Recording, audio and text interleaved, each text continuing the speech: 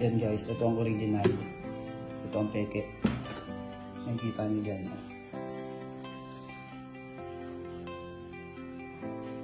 So,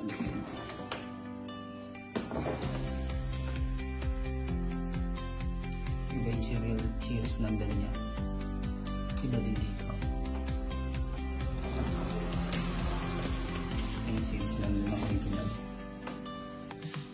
81875. Ito naman ang fake. Kumbaga, OEM oil. Ito naman original oil. Ito din sa seryo.